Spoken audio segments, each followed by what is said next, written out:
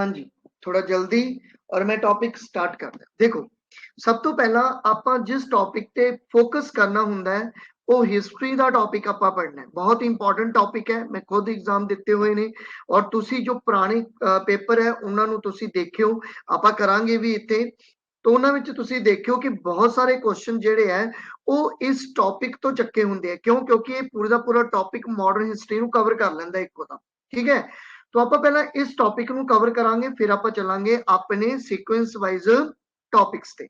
देखो ये जो टॉपिक है इसनूं तुसी बंगाल दे गवर्नर दा नाम दे सकदे हो, गवर्नर जनरल दा नाम दे सकदे हो, कोई भी नाम तुसी इसदा दे सकदे हो। तो आपां जो स्टार्ट करना है, आपां सब तो पहला बंगाल दे गवर्नर्स तो स्टार्ट करना है कि बंगाल दे विच पहला गवर्नर कौन सी और उसने की काम किते जदों बंगाल दा गवर्नर बनया। और तुसी शायद बाकी भी पेपर दिते होणगे और कई बारी क्वेश्चन तुसी डायरेक्टली भी देखिया होएगा, अगर पटवारी दा पेपर दिता या बाकी कोई पेपर दिते होणगे ओदे विच भी तुहानू ये सीधे साधे क्वेश्चन बने बनाए क्वेश्चन जेड़े आ वो देखण नू मिलदे।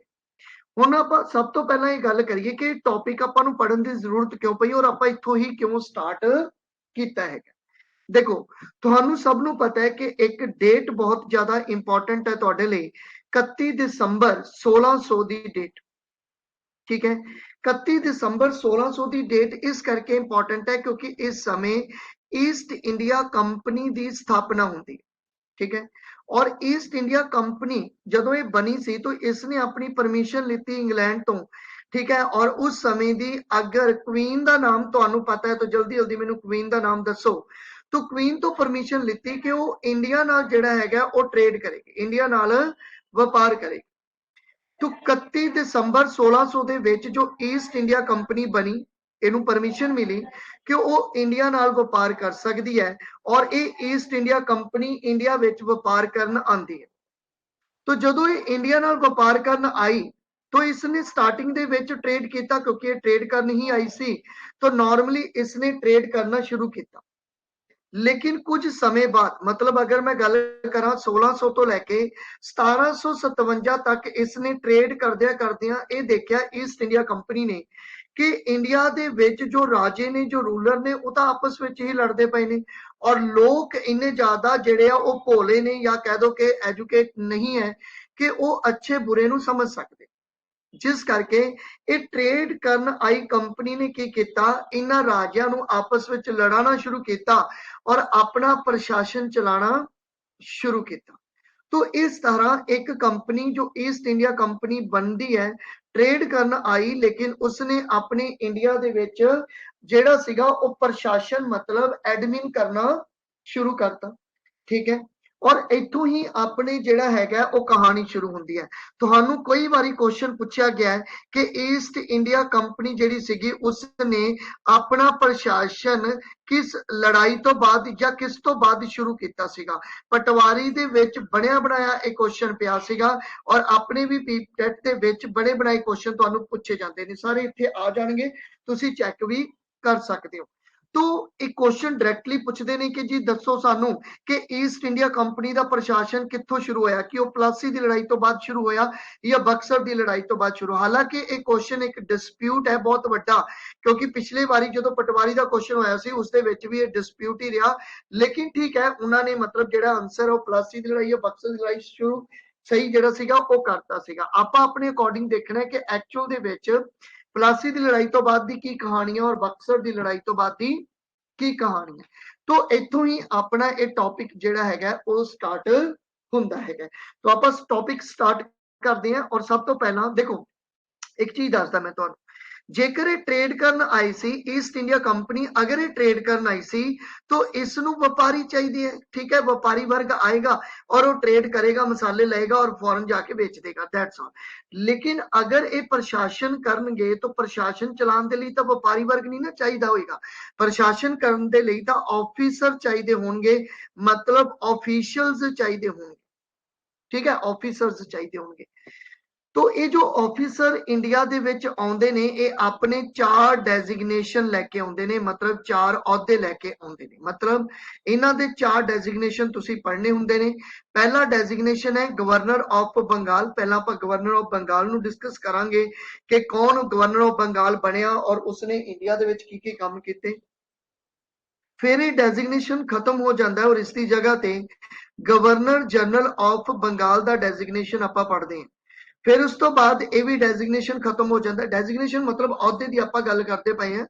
फिर डेजिग्नेशन भी खत्म हो जाता है। फिर उस तो बाद गवर्नर जनरल ऑफ इंडिया आते हैं। ठीक है, क्योंकि इस समय तक पूरे इंडिया ते ईस्ट इंडिया कंपनी का कब्जा जिहड़ा वो हो जाता है।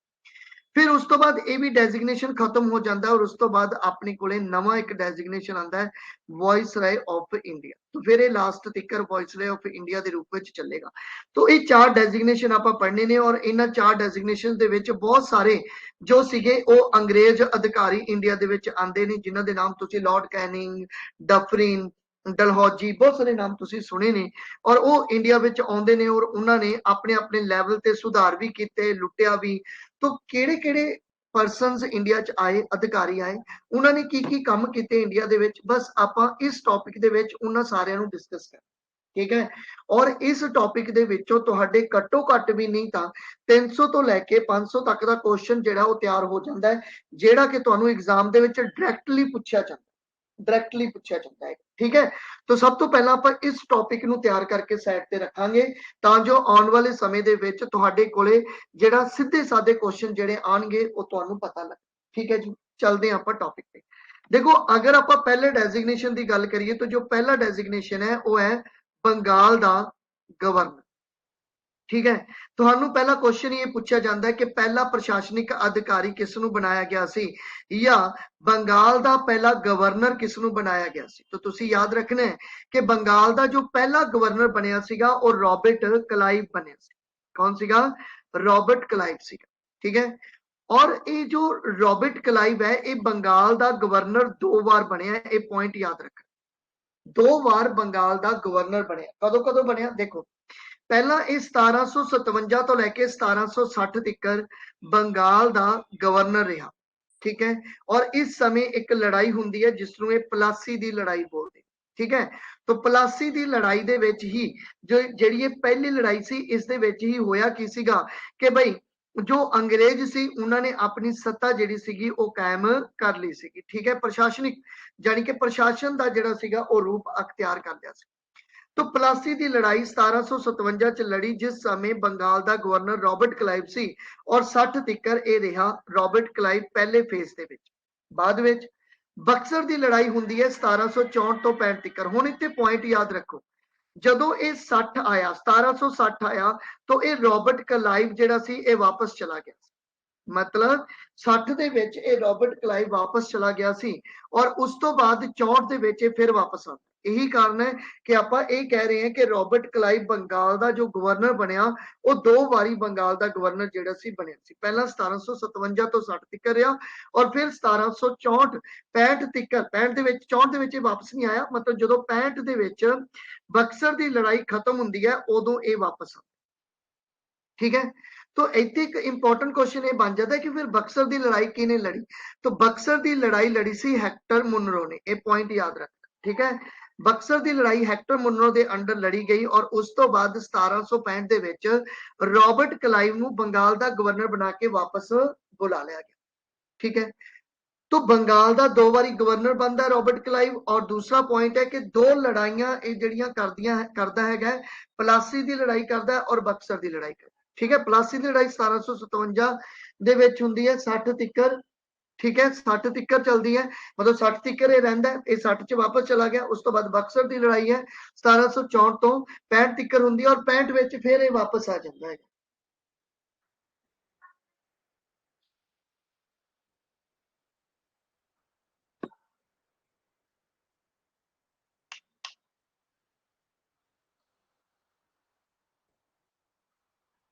ठीक है, तो ये पॉइंट तुसी याद रखना। दूसरा पॉइंट समझो, हुण ये रॉबर्ट क्लाइव जिहड़ा है वो बंगाल का गवर्नर बनया। पहला पॉइंट क्लीयर हो गया। हुण ये जिहड़ा रॉबर्ट क्लाइव है 2 बार बंगाल का गवर्नर बनता है और रॉबर्ट क्लाइव का जो टाइटल है ये तुसी टाइटल भी याद रखना है। इसका जो टाइटल है वो है king maker.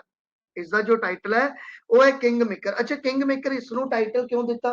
King maker title इस करके दिता कि जो रॉबर्ट क्लाइव बंगाल का गवर्नर सी तो ये कोले इन्नी पावर सीगी कि ये किसनूं बंगाल का नवाब बनावे वो ये डिसाइड करता सी। तुसी नाम सुने हैं, ठीक है, मीर जाफर, मीर कासम, ये सब नाम सुने हैं तुसी। तो एक ही करता सीगा कि बंगाल दा जो गवर्नर जो बंगाल दा गवर्नर सीगा रॉबर्ट क्लाइव, इसनू किंग मेकर क्यों किया जाता सी, क्योंकि यह बंगाल दा जो नवाब हुंदा सीगा उसनू बनाउण दी पावर इहदे कोले आ गई सी।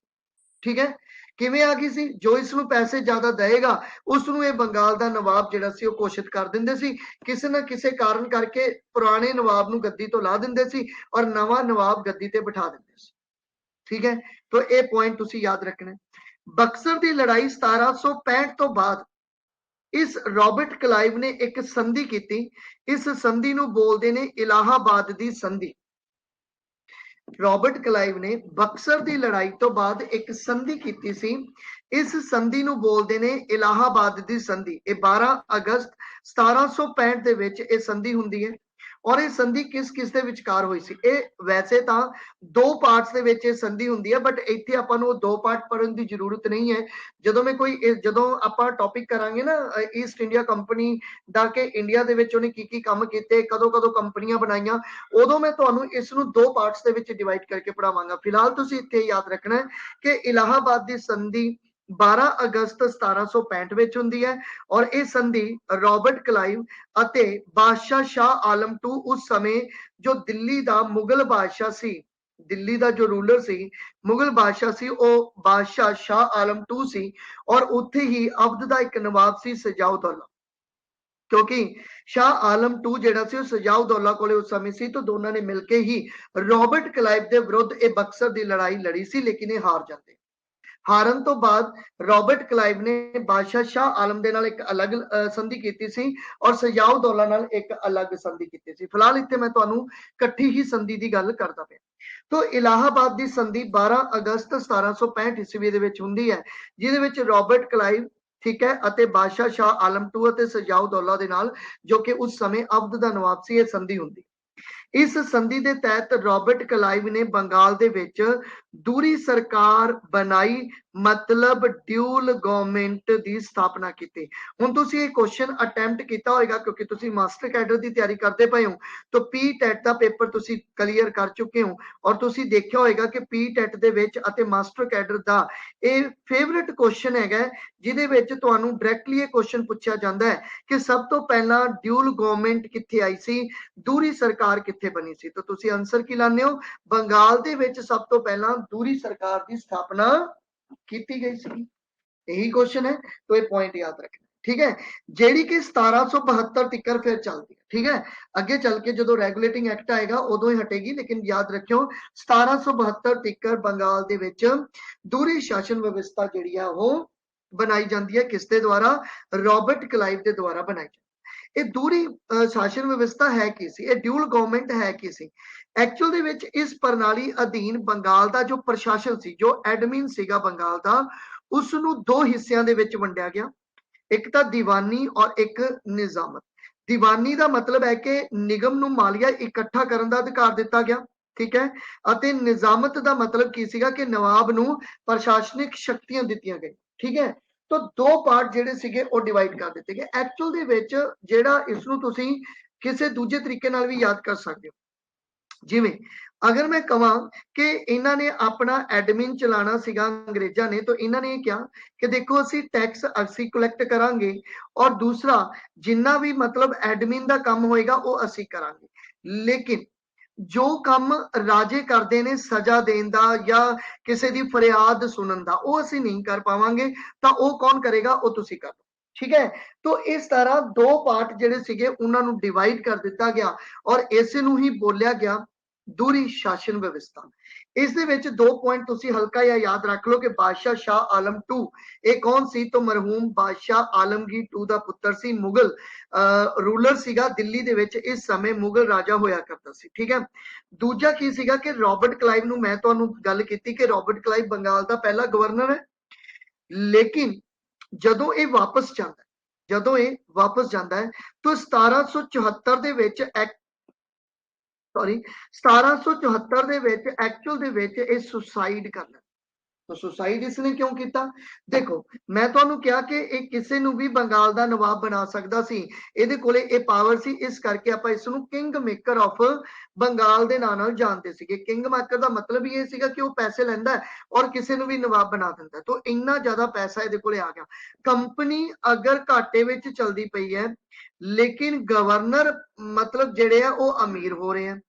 ਜਦੋਂ ਇਹ ਵਾਪਸ ਗਿਆ तो ਇੰਨਾ ਜ਼ਿਆਦਾ ਅਮੀਰ ਹੋ ਕੇ ਵਾਪਸ ਗਿਆ ਕਿ ਬਈ ਉੱਥੇ ਜਾ ਕੇ ਇਸ ਤੇ ਇੱਕ ਕੇਸ ਚੱਲ ਪੈਂਦਾ, ਉਸ ਤੇ ਇੱਕ ਕੇਸ ਚੱਲ ਪੈਂਦਾ ਔਰ ਇਸ ਕੇਸ ਨੂੰ ਖਤਮ ਕਰਨ ਦੇ ਲਈ ਰॉबर्ट क्लाइव ਨੇ ਬਹੁਤ ਯਤਨ ਕੀਤੇ ਲੇਕਿन ਇਹ ਕੇਸ ਖਤਮ ਨਹੀਂ ਹੋਇਆ। ਇਸ ਦੀ ਬਹੁਤ ਸਾਰੀ ਬਦਨਾਮੀ ਹੋਈ, ਠੀਕ ਹੈ, ਜਿਸ ਕਰਕੇ 1774 ਦੇ ਵਿੱਚ ਇਸ ਨੇ ਸੁਸਾਈਡ ਕਰ ਲਿਆ ਕਿਉਂਕਿ ਇਸ ਤੇ ਕਰਪਸ਼ਨ ਦਾ ਜਿਹੜਾ ਸੀ ਕੇਸ ਉਹ ਚੱਲ ਜਾਂਦਾ। ਇਸ ਤਰ੍ਹਾਂ ਬੰਗਾਲ ਦਾ ਗਵਰਨਰ ਹੁੰਦਾ ਹੈ ਖਤਮ ਔਰ ਨੈਕਸਟ ਆਪਣੇ ਕੋਲੇ ਆਂਦਾ ਹੈ।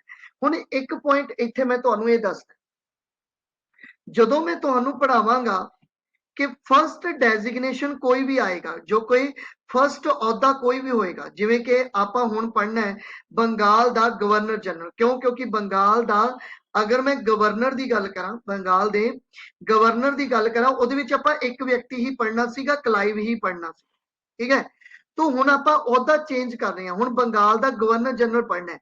तो इत्थे हुण एक चीज समझो कि जदों मैं तुहानू कोई फर्स्ट डेजिग्नेशन की गल करांगा, जिवें कि बंगाल दा गवर्नर जनरल पहले की गल करा, तो ये आखिरी डेजिग्नेशन भी होएगा, पिछले डेजिग्नेशन का आखिरी व्यक्ति भी होएगा। जिवें अगर मैं तुहानू कहना है कि बंगाल का पहला गवर्नर जनरल कौन है, क्योंकि डेजिग्नेशन चेंज हो गया, तो ये जो बंगाल का गवर्नर जनरल पहला बनता है वो बनता है वॉन हेस्टिंग।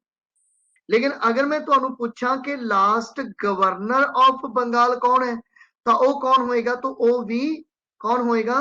वॉन हेस्टिंग होएगा। तो एक पॉइंट याद रखो कि पिछले डेजिग्नेशन का आखिरी व्यक्ति, ठीक है, नवे डेजिग्नेशन का पहला व्यक्ति होएगा, ये सेम व्यक्ति रहेगा, डेजिग्नेशन चेंज होएगा सिर्फ। इत्थे तुहानू बहुत ज्यादा कन्फ्यूज करते हैं, तो इत्थे आपां कन्फ्यूज नहीं होना।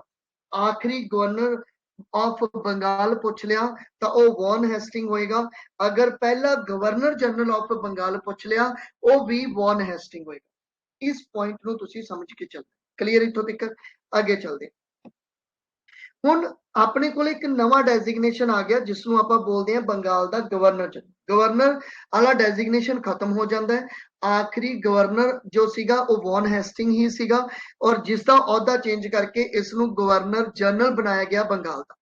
इसका टाइम पीरियड नोट करना तुसी 1772 तो लैके 1785 तक का इसका टाइम पीरियड है, इंपॉर्टेंट है, याद रखना है। हुण वॉन हेस्टिंग ने की किया? बंगाल का पहला गवर्नर जनरल बनया जो कि बंगाल का आखिरी गवर्नर भी कहलाया और इसने आउंदिया ही एक बहुत इंपॉर्टेंट गल की कि भाई इसने दूरी शासन प्रणाली खत्म करती। ये जो ड्यूल गवर्नमेंट का कॉन्सैप्ट सीगा ये खत्म कर, ठीक है, एडमिन वाला काम, टैक्स वाला काम, ठीक है, और जुडिशरी वाला काम, सारा काम हुण जिहड़ा हैगा वो अंग्रेजां दे अधीन आ गया, मतलब ईस्ट इंडिया कंपनी दे अधीन आ गया, ठीक है। और इत्थे he won Hasting they under एक जिहड़ा सी एक्ट बनाया गया, एक एक्ट लैके आंदा, इस एक्ट नूं बोलदे ने रेगुलेटिंग एक्ट 1773। इस 1773 दे विच एक कानून पारित किया गया सी। एक्ट दा मतलब हुंदा है कानून, एक्ट का मतलब होंगे कानून। तो एक कानून लैके आंदा जिसनों रेगुलेटिंग एक्ट 1773 बोलते हैं। हालांकि आपां जदों पॉलिटी का टॉपिक करांगे उहदे विच मैं एक्ट तुहानूं पढ़ाने हैं और उत्थे तुहानूं मैं दसूंगा कि रेगुलेटिंग एक्ट क्यों लैके आंदा सीगा। लेकिन क्योंकि आपां हिस्ट्री वाला पार्ट पढ़ते पे हैं तो इत्थे मैं ज्यादा डिटेल नहीं करांगा, ठीक है, क्योंकि सेम है, कोई बहुत वड्डी प्रॉब्लम वाली गल नहीं हैगी, ये सारियां चीज़ां तुहानूं मिल जाणगियां। तो रेगुलेटिंग एक्ट 1773 जिहड़ा सी वो लैके आंदा और इसनूं फर्स्ट स्टैप बोलदे हैं, first step of East India, first step of British to control East India company. मतलब ईस्ट इंडिया कंपनी नूं कंट्रोल करन दे लई ब्रिटिश गवर्नमेंट ने, ब्रिटिश पार्लीमेंट ने जो फर्स्ट स्टैप अपना चक्या वो की है, वो है रेगुलेटिंग एक्ट 1773। ऐसा क्यों चक्या गया? क्योंकि ईस्ट इंडिया कंपनी बहुत ज्यादा भ्रिष्ट हो चुकी सी, मतलब इसके जो कर्मचारी सीगे वो बहुत ज्यादा भ्रिष्ट हो चुके सीगे। इस करके ब्रिटिश पार्लीमेंट ने की किया, एक कानून पारित किया तां जो ईस्ट इंडिया कंपनी नूं कंट्रोल किया जा सके, ईस्ट इंडिया कंपनी नूं कंट्रोल किया जा सके। और उस समय ਜਦੋਂ ਇਹ ਕੰਟਰੋਲ ਕਰਨ ਦੀ ਗੱਲ ਕੀਤੀ ਗਈ ਤਾਂ ਉਸ ਸਮੇਂ ਕੀ ਹੋਇਆ ਕਿ ਇੱਕ ਐਕਟ ਜਿਹੜਾ ਸੀਗਾ, ਠੀਕ ਹੈ, ਉਹ ਪਾਰਿਤ ਕੀਤਾ ਗਿਆ ਜਿਸ ਨੂੰ ਰੈਗੂਲੇਟਿੰਗ ਐਕਟ 1773 ਬੋਲਦੇ ਆ। ਇਸ ਸਮੇਂ ਅਗਰ ਤੁਹਾਨੂੰ ਬ੍ਰਿਟਿਸ਼ ਪੀਐਮ ਪੁੱਛ ਲੈਣ ਤਾਂ ਇਸ ਸਮੇਂ ਕੋਈ ਬ੍ਰਿਟਿਸ਼ ਪੀਐਮ ਕੌਣ ਸੀਗੇ, ਤਾਂ ਉਹ ਸੀਗੇ ਜੀ ਆਪਣੇ ਕੋਲੇ ਲਾਰਡ ਨਾਰਥ, ठीक है, लॉर्ड नॉर्थ। तो लॉर्ड नॉर्थ के समय रेगुलेटिंग एक्ट पारित किया गया, लेकिन इस एक्ट के समय ड्यूल गवर्नमेंट खत्म कर दी गई और वॉन हेस्टिंग के समय ही कलकत्ता के विच पहली सुप्रीम कोर्ट की स्थापना भी की जाए। क्योंकि मैं तुहानू दस्सिया ना कि सारे काम हुण कौन कर रहा है, हुण वो बंगाल दे विच जो प्रशासन है वो सारे काम खुद संभलेगा, सारा काम खुद करेगा। इस करके सुप्रीम कोर्ट की स्थापना की गई, ठीक है। तो पहली सुप्रीम कोर्ट जिहड़ी है वो 1773 के एक्ट द्वारा 1774 ਦੇ ਵਿੱਚ बनाई गई सी। कलकत्ते ਦੇ ਵਿੱਚ ਇਹ पहली सुप्रीम कोर्ट बनी सी और ये जो कलकत्ते ਦੇ ਵਿੱਚ फोर्ट ਸੀਗਾ, मतलब किला सी विलियम नाम ਦਾ, विलियम फोर्ट, उत्थे सुप्रीम कोर्ट की जिहड़ी है वो स्थापना की गई सी, ठीक है। इसके 4 जज सी, जजां दे नाम तुसीं इत्थे याद नहीं रखने, जदों आपां एक्ट करांगे तां उदों मैं तुहानूं वो जजां दे नाम जिहड़े आ वो याद करवावांगा, ठीक है। इत्थों तक क्लीयर हो गया, आगे चलते हैं। ਹੁਣ ਬੰਗਾਲ ਦਾ ਪਹਿਲਾ ਗਵਰਨਰ ਜਨਰਲ ਹੈ ਵੌਨ ਹੈਸਟਿੰਗ। ਇਸ ਦੇ ਸਮੇਂ ਬੰਗਾਲ ਦੀ ਇੱਕ ਏਸ਼ੀਆਟਿਕ ਸੁਸਾਇਟੀ ਦੀ ਸਥਾਪਨਾ ਕੀਤੀ ਗਈ 15 ਜਨਵਰੀ 1784 ਦੇ ਵਿੱਚ ਔਰ ਵਿਲੀਅਮ ਜੌਨਸ ਨੂੰ ਇਸ ਦਾ ਹੈੱਡ ਬਣਾਇਆ ਗਿਆ।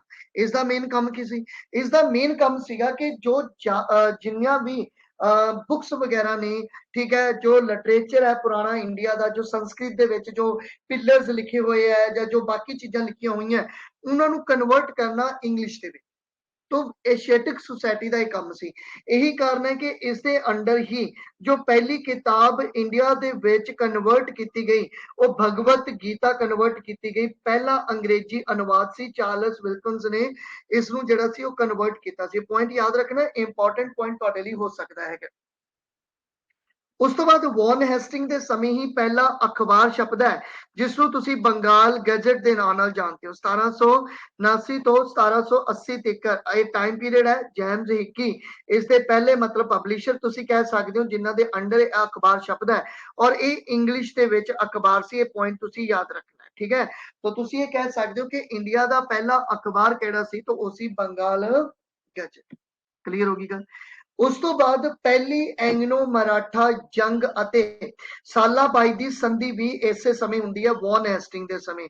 डायरेक्टली क्वेश्चन तुहानू पूछा जा सकता है कि एंग्लो मराठा युद्ध जिहड़ा होया, लड़ाई जो हुई, उस दे समय बंगाल दा गवर्नर जनरल कौन सी? तो डायरेक्टली वॉन हेस्टिंग उस समय बंगाल दा गवर्नर जनरल सी और इस लड़ाई तो बाद सालाबाई दी संधि, सलबाई दी संधि भी हुंदी है। तो ये भी पॉइंट तुसीं याद रख सकते हो। 1782 दे विच संधि याद रखनी है। आई थिंक इत्थों तक तुहानू कहानी समझ आ गई होगी। लेकिन इस वॉन हेस्टिंग की भी एक प्रॉब्लम आती है। की प्रॉब्लम आती है? देखो एक्चुअल दे विच जो उस समय बंगाल के नवाब सीगे ना, बंगाल के जो नवाब सी उन्हां नाल काफी अच्छी बनती सी इसकी, किसदी? वॉन हेस्टिंग दी। तो ज्यादा अच्छी बनन करके की सीगा कि बंगाल के नवाबा ने इसनूं काफी परमिशन दी हुई सी कि भाई यह दरबार दे विच डायरेक्टली आ जा सकता है, कोई परमिशन की जरूरत नहीं। और इथों तक के यह जो नवाब है उन्हां दे जो की कहंदे आ कि जो उन्हां दा हरम है, जो उन्होंने हरम होंगे, हरम मतलब जिथे उन्होंने फीमेल्स रहिंदियां, ठीक है ना, राजियां दियां जो फीमेल्स है, मतलब राजियां दियां जो पत्नियां हैगियां, तो हरम बोलते हैं उसनूं। तो हरम दे विच भी ये जो वॉन हेस्टिंग है वो आ जा सकता सीगा।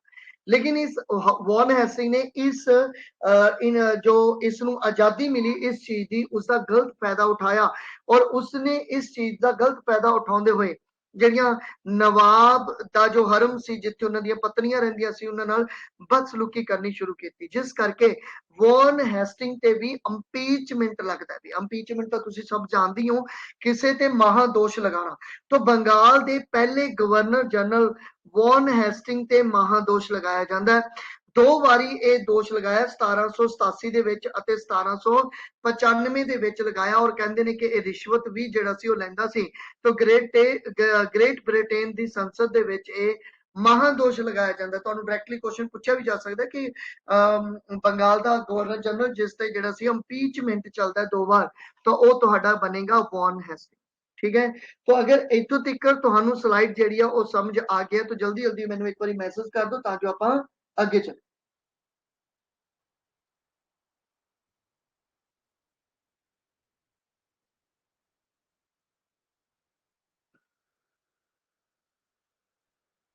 हाँ जी,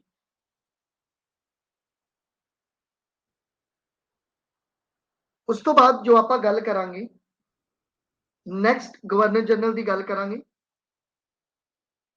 और ये जो नैक्सट अपने को गवर्नर जनरल हजे तक डेजिग्नेशन नहीं चेंज किया। मैं ध्यान रखियो इस चीज का, इस पॉइंट का ध्यान रखियो, मैं डेजिग्नेशन चेंज नहीं किया। तो यदा मतलब वॉन हेस्टिंग तो नैक्सट जो बंगाल का गवर्नर जनरल बन के आएगा वो कौन है, तो वह है लॉर्ड कॉर्नवालिस। 1786 तो लेके 1793 तक का टाइम है और आ डेट बहुत इंपॉर्टेंट है। ठीक है, क्योंकि इस डेट नू लेके आपां नू क्वेश्चन बहुत बारी पूछा गया, पीटेट होवे चाहे मास्टर कैडर होवे, की क्वेश्चन है आपां देख लेने। देखो लॉर्ड कॉर्नवालिस के समय सब तो इंपॉर्टेंट गल ये हुंदी है कि सिविल सर्विस की स्थापना होंदी। ठीक है, सिविल सर्विस का एग्जाम जिहड़ा है वो शुरू होंदा है। यही कारण है कि इसनू ही फादर ऑफ सिविल सर्विस भी बोलिया जाता है। फादर ऑफ सिविल सर्विस अगर तुहानू पूछ लैन कि किसनू कहा जाता है तो वो लॉर्ड कॉर्नवालिस नू कहा जाता है।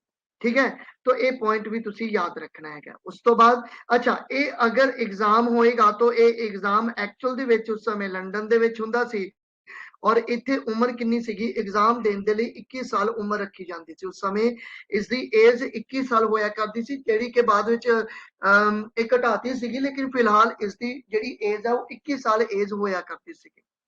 उस तो बाद लॉर्ड कॉर्नवालिस के समय ही एक प्रणाली एक सिस्टम लेके आंदा। आपां 3 सिस्टम पढ़ने हैं बट वो हजे नहीं मैं दसदा किहड़े-किहड़े सिस्टम है। जिवें कि इत्थे आपां एक सिस्टम की गल करते हैं जिन्हों स्थाई बंदोबस्त बोलते हैं। एक रवायतवाड़ी होएगा, एक महलवाड़ी होएगा, वो पॉइंट टू पॉइंट जिवें जिवें अगे तुरांगे उवें उवें आउणगे। फिलहाल तुसीं इत्थे याद रखना है स्थाई बंदोबस्त प्रणाली की स्थापना की गई सी, जिन्हों तुसीं इंग्लिश दे विच परमानेंट सैटलमेंट बोलते हो। परमानेंट सैटलमेंट जिहड़ा हैगा वो बोलते हो। जमींदारी प्रणाली 1793 ਦੇ ਵਿੱਚ ਇਸ ਦੀ ਸਥਾਪਨਾ ਕੀਤੀ ਜਾਂਦੀ ਹੈ। ਚਾਹੇ ਉਹ परमानेंट सैटलमेंट होवे, जमींदारी प्रथा होवे या स्थाई बंदोबस्त होवे, गल इक्को ही है। तिन्ने नाम याद रखने ने। मैं तुहानू एक्सपीरियंस दस दिना। मेरी एक स्टूडेंट सीगी तो उसने की कीता सी, उसनू स्थाई बंदोबस्त याद रहा लेकिन जमींदारी प्रथा उसनू याद नहीं रही। लेकिन PTET they which I think उन्होंने पता नहीं स्थाई बंदोबस्त का क्वेश्चन, पता नहीं जमींदारी प्रथा का क्वेश्चन आया सी कि भाई कदों बनी सी, तो उसने क्वेश्चन गलत कर आंदा। क्यों? क्योंकि उसको सिर्फ एक नाम याद रहा, उसने तिन्ने नाम याद नहीं किए। तुसीं तिन्ने नाम याद करने ने कि भाई स्थाई बंदोबस्त नूं ही परमानेंट सैटलमेंट सिस्टम बोलते हैं और इसनूं ही जमींदारी प्रथा बोलते हैं। पर की सी ये जमींदारी प्रथा?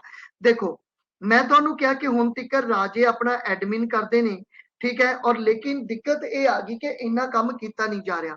तो जेड़ा टैक्स कलैक्ट करने का कॉन्सैप्ट सी ना वो रूलर्स नूं दिता गया, मतलब राजियां नूं दिता गया। तो होया कि एक्चुअल दे विच राजियां नूं ये कहा गया कि तुसीं अपने एरिए का टैक्स कलैक्ट करो और वो इकट्ठा करके सानू दो। जिवें कि मैं कहां कि कोई एक रियासत है, उस रियासत दे विच एक राजा 11 रुपए कलैक्ट करेगा, एक राजा 11 रुपए कलैक्ट करेगा और वो 11 रुपए दे विचों 10 रुपए अंग्रेज लै जाणगे और 1 रुपया किनू मिलेगा? राजे नू मिलेगा। और उस एरिए दे विच उस टैक्स नू कलैक्ट करन दी जिम्मेवारी किहदी? ओ रूलर दी, उस नवाब दी, जो उस एरिए दा नवाब है। बदनाम कौन हो रहा है? और नवाब और राजा बदनाम हो रहा है, क्योंकि वो किसानों तो धक्के नाल वो टैक्स लै रहा है, क्योंकि उन्होंने टैक्स बचता ही नहीं, क्योंकि अंग्रेजों ने ना अपना 10 रुपए लैके चले जाने। तो 11 रुपए अगर कलैक्ट किए तो 10 रुपए अंग्रेज लै जाएंगे, 1 रुपया राजा रखेगा। इसनू बोलते सीगे जमींदारी प्रणाली, जो कि 1793 दे विच आई सी। ये पॉइंट तुसीं याद रखना, इंपॉर्टेंट पॉइंट है। उस तो बाद अगर आप गल करिए अपीली अदालतां ते हेठले दर्जे दियां अदालतां दी भी स्थापना की गई सी इस समय लॉर्ड कॉर्नवालिस के समय ही, ठीक है, पॉइंट याद रखने इंपॉर्टेंट है। संस्कृत कॉलेज की स्थापना की गई बनारस के विच जोनाथन डंकन इसके फाउंडर रहे और किसके समय हुई, लॉर्ड कॉर्नवालिस के समय हुई। ये छोटे छोटे कुछ पॉइंट है जो तुहानू डायरैक्टली देखने को मिलते हैं एग्जाम के विच, ठीक है। तो ये सारे का सारा रट्टेबाजी वाला काम है और जिन्ना समझा रहे हो समझ लो तो तुहाडा जिहड़ा हैगा एक पूरे का पूरा फ्लो बन जाएगा। मैं गारंटी दिना कि तुहाडा जिहड़ा एक तरह नाल मॉडर्न हिस्ट्री वाला जिहड़ा पोर्शन हुंदा ना जिन्हों तुसी इधरों इधरों चकना हुंदा है, मतलब कहने का भाव एक आपां ना प्लॉट तैयार कर लिया पूरे का पूरा। हुण जदों ही कोई टॉपिक आऊगा तुसी इत्थे टच करोगे, इस टॉपिक नूं टच करोगे कि हाँ ये चीज तो मैं उत्थे पढ़ ली सी, ठीक है। तो जो आप कोई टॉपिक पढ़ांगे तो टॉपिक जाने पछाने लगेगा। अगर मैं तुहानू जमींदारी प्रणाली कदे पढ़ाऊंगा तो टॉपिक तुहानू जाने पछाने लगेगा। अगर आप मैसूर युद्ध पढ़ांगे तो तुहानू वो टॉपिक जाने पछाने लगेगा, क्योंकि तुहानू पता लॉर्ड कॉर्नवालिस के समय ही तीसरा एंग्लो मैसूरी युद्ध होया। क्लियर होगी ना गल। तो ये पॉइंट तुसी समझने है। तो तीसरा एंग्लो मैसूरी युद्ध 1790-92 ਦੇ ਵਿੱਚ ਹੋਇਆ और ये काफी इंपॉर्टेंट इत्थे एक ट्रीटी हुंदी है श्री रंगापट्टनम दी ट्रीटी, ठीक है। एक ट्रीटी हुई सीगी और ये ट्रीटी किदे किदे विच हुई सीगी, ये ट्रीटी हुई सीगी जी अपने कोले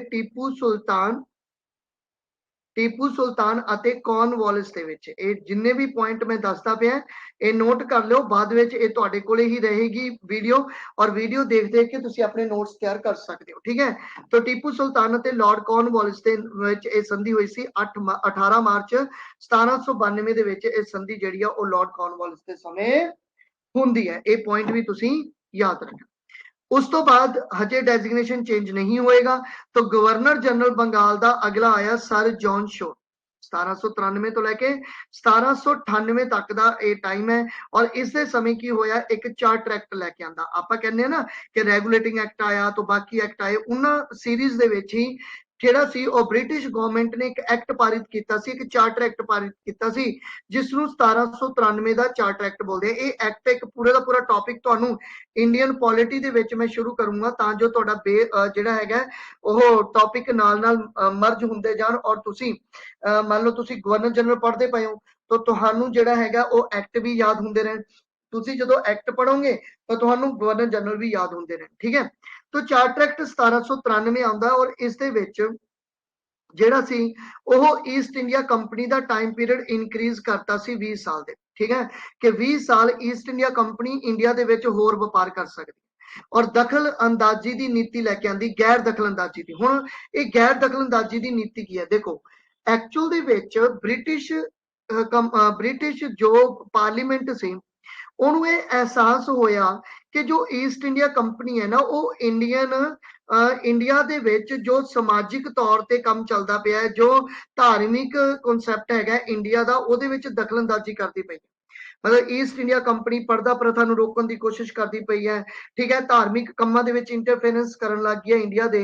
तो इस चीज ਨੂੰ ਰੋਕਿਆ ਜਾਵੇ। ਇਹ ਕਿਉਂ ਰੋਕਿਆ ਜਾਵੇ ਮੈਂ ਤੁਹਾਨੂੰ ਜਦੋਂ ਐਕਟ ਪੜਾਉਂਗਾ ਨਾ ਉੱਥੇ ਤੁਹਾਨੂੰ ਕਲੀਅਰ ਹੋਏਗਾ। ਮੈਂ ਤੁਹਾਨੂੰ ਹਲਕਾ ਜਿਹਾ ਦੱਸ ਦਿੰਦਾ ਕਿ ਬ੍ਰਿਟਿਸ਼ ਪਾਰਲੀਮੈਂਟ ਇਹ ਕਿਉਂ ਰੋਕ ਰਹੀ ਸੀ, ਕਿਉਂਕਿ ਬ੍ਰਿਟਿਸ਼ ਦੇ ਸੰਵਿਧਾਨ ਦੇ ਵਿੱਚ ਜੋ ਕਿ ਔਰਲ ਸੰਵਿਧਾਨ ਹੈ ਤੁਹਾਨੂੰ ਪਤਾ ਹੈ ਕਿ ਬ੍ਰਿਟਿਸ਼ ਦੇ ਕਨਸਟੀਟਿਊਸ਼ਨ ਦੇ ਵਿੱਚ ਇਹ ਸਾਫ਼ ਲਿਖਿਆ ਹੈ ਕਿ ਕੋਈ ਵੀ ਪ੍ਰਾਈਵੇਟ पर्सन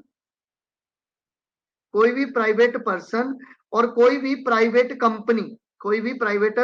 कंपनी किसी दूसरे देश पे कब्जा नहीं कर सकती, ठीक है, किसी दूसरे देश पे कब्जा नहीं कर सकती, ठीक है। ये मतलब जेड़ा सीगा ये उन्हां दा संविधान है, लेकिन इत्थे तां ईस्ट इंडिया कंपनी ने बहुत सारे एरिया नूं कैप्चर किया होया सीगा। पॉइंट समझ गए। तो यही कारण है कि इत्थे ईस्ट इंडिया कंपनी ते कंट्रोल किया जा रहा है। तो गैर दखलअंदाजी की नीति भी लैके आंदी कि भाई तुसी की करना है कि तुसी ना तो धार्मिक तौर ते ना ही समाजिक तौर ते इंडिया के किसी काम विच इंटरफेरेंस नहीं करना, ठीक है। ये पॉइंट याद रखना है। उस तो बाद खरड़ा की लड़ाई होंदी है 1795 दे विच और निजाम अते मराठा संघ दे विच एक लड़ाई भी जिहड़ी सीगी ओह होई सी। गैर दखलअंदाजी की नीति बारे मैं डिटेल तुहानू इत्थे देती है और ये सीगा तुहाडे अज दा पोर्शन, मतलब पार्ट नंबर 1। ये तुहाडे गवर्नर जनरल दे टॉपिक दा पार्ट नंबर 1 जिहड़ा है ओह मैं तुहानू कंप्लीट करके अज दिता है। अज जिहड़ी मैं क्लास तुहाडे लई लगाई है एक तुसी ये समझ लो कि फर्स्ट क्लास सी, एक इंट्रोडक्शन दी एक क्लास सीगी तां जो तुसी कल नू तुहानू पता चल जाए कि आपां किस तरह पढ़ना है, किस तरह टॉपिक तैयार करना।